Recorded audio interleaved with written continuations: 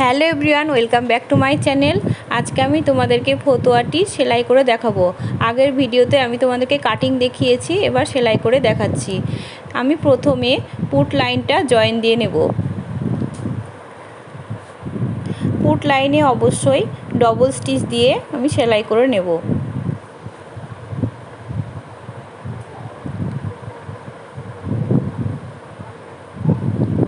একবার সেলাই করে নিলাম, দিয়ে অপোজিট কাঁধেও আমি সেলাই করে নেব।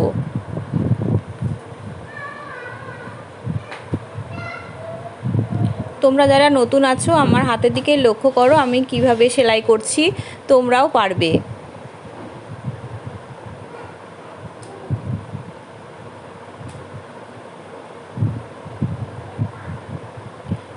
পুট লাইনে অবশ্যই ডবল সেলাই দিয়ে নিতে হবে। এবার আমি গলার জন্য পট্টি কেটে রেখেছিলাম, সেই পট্টিটা বসিয়ে নেব। জামার সামনে আমি প্ল্যাকেটকে পরের ভিডিওতে দেখিয়ে দেব কোনো এক সময়। তোমরা যদি দেখতে চাও অবশ্যই কমেন্ট করে জানাবে, আমি আলাদাভাবে ভিডিও করে তোমাদেরকে অবশ্যই দেখাবো। গলাতে আমি পট্টিটা বসিয়ে নিচ্ছি। পট্টিটা অবশ্যই দুভাঁজ করে নিয়ে 2 সুত সেলাইয়ের জন্য জায়গা রেখে আমি সেলাই দিয়ে নেব। জামাটা উল্টো করে রেখে পট্টিটা দুভাঁজ করে নিয়ে সেলাই করছি।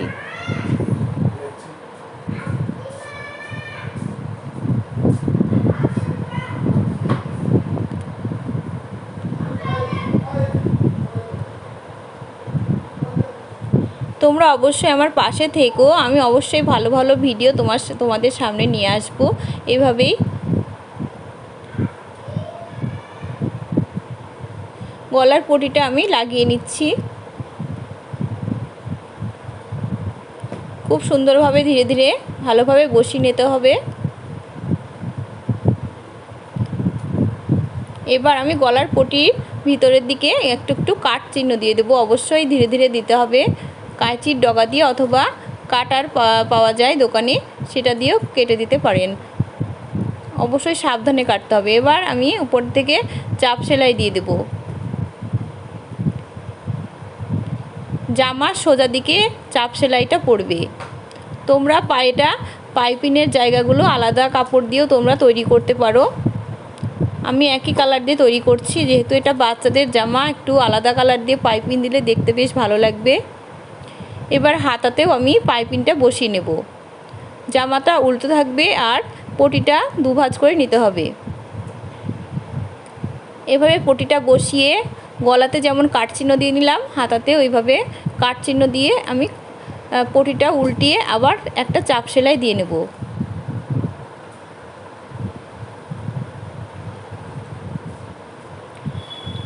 অপর হাতাতেও আমি এভাবে পটি বসিয়ে নেব।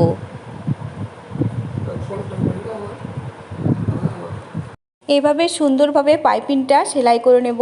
অবশ্যই তাড়াহুড়া করবেন না, ধীরে ধীরে করবেন। গলাতে যেভাবে কাট দিয়েছিলাম এভাবে কাট দিলে রাউন্ড জায়গাগুলোতে ভালোভাবে পাইপিং বসবে। এবার চাপ সেলাইটা দিয়ে দেব। চাপ সেলাইটা জামার সোজা দিক দিয়ে অবশ্যই দিতে হবে।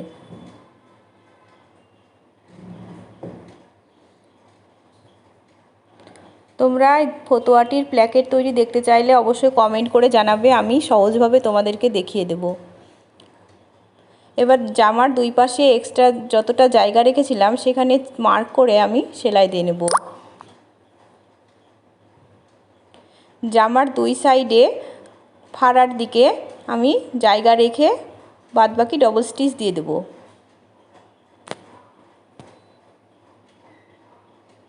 এক সাইডে সেলাই হয়ে গেল, অপর সাইডে এবার আমি সেলাই দিয়ে নেব।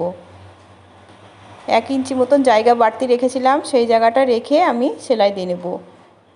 ফাড়ার জায়গাটা মার্ক করে রেখে ততটা পর্যন্ত সেলাই দিয়ে নেব।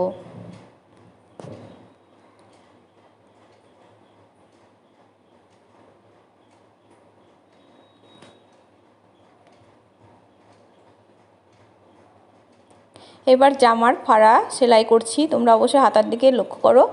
হাতে 2 ভাঁজ করে রেখে চাপ দিয়ে তারপর আমরা চাপ সেলাই দিয়ে নেব।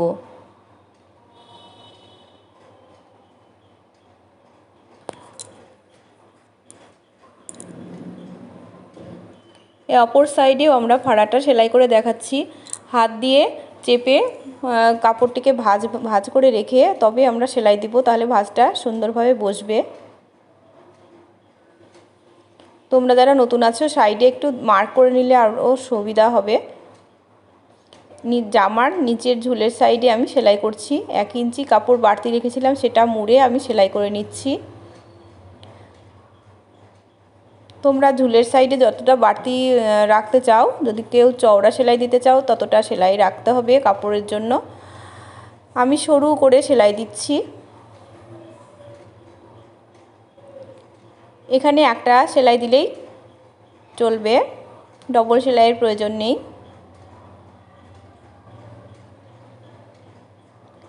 এইভাবে আমি ফতুয়াটি তৈরি করে ফেললাম। তোমাদের আমার কাটিংটা কেমন লাগলো অবশ্যই জানাবে। পরবর্তী ভিডিওটি পেতে লাইক, কমেন্ট এবং শেয়ার করবে। সাবস্ক্রাইব করতে একদম ভুলো না।